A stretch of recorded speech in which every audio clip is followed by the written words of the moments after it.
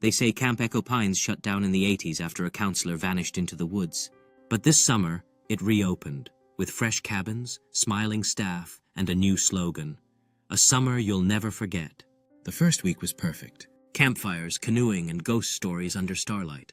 The kids joked about the old tales, how the missing counselor still wandered the forest, whispering campers' names from the dark. By week 2, the whispers began. At first, we thought it was the wind, but it always knew our names.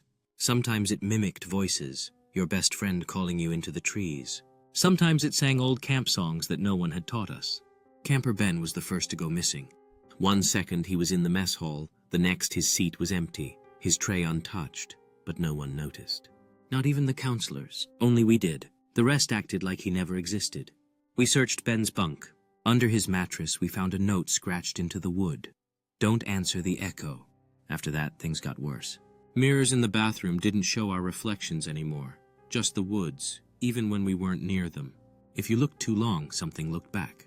At night, the cabins creaked like something was walking across the roof. We locked the doors, but one morning, every bunk had muddy footprints leading to it. No one slept after that. One girl, Marcy, tried to leave. She ran through the woods with a flashlight, but it blinked out after 10 steps. She was gone by morning. Her name, her clothes, her belongings erased. The cabin bunk reset perfectly made. We begged the counselors to take us home, but they just smiled too wide and said, "You'll get used to the quiet." That's when we realized they weren't real. Their eyes never blinked.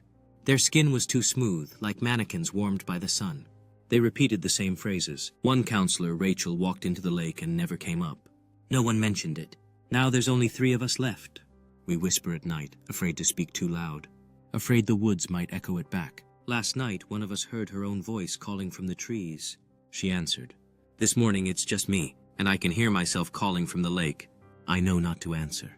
I know the rule, but it sounds so much like my voice, and it's getting closer. At Camp Echo Pines, everyone eventually joins the chorus.